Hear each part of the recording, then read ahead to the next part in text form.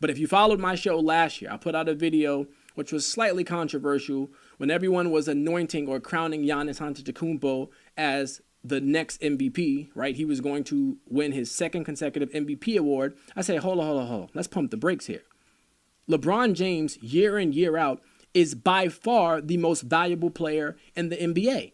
And I don't even think it's close. I actually think that it's laughable that year in and year out, we are trying to constantly find new players and new storylines and new narratives to take the award away from LeBron James. And again, for those of you who've been following me, you're probably thinking, well, Marcus Lamar, you're a LeBron James supporter. You're a LeBron James homer. The way you talk, it makes it seem like you're on his payroll. That's not what this is about. I said the same thing about Michael Jordan. Once Michael Jordan started winning championships in the 90s, there was no player more valuable to the NBA on the court, off the court, from a rating standpoint, from a revenue standpoint, and from an interesting standpoint. It's not conjecture. It's not opinion. It's simply fact.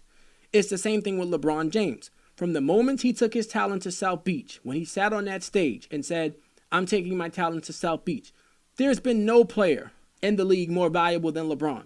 Now, you can argue, because I fell victim to this, foolishly, that for a split second, and when I say split second, I mean it.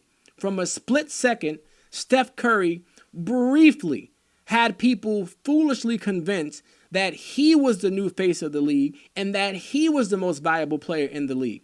But even as great as Steph Curry was in that 2-year stretch where he won back-to-back MVPs, one of them being the first ever unanimous, capped off with a 73-9 win season, which was the most regular season wins, eclipsing the 95-96 Chicago Bulls mark of 72 wins, Steph Curry wasn't better than LeBron James. He was not more valuable than LeBron James. And it was proven in the NBA Finals when Steph Curry's team was up 3-1 and LeBron James came roaring back with 3 of the greatest performances I've ever seen in NBA playoff history.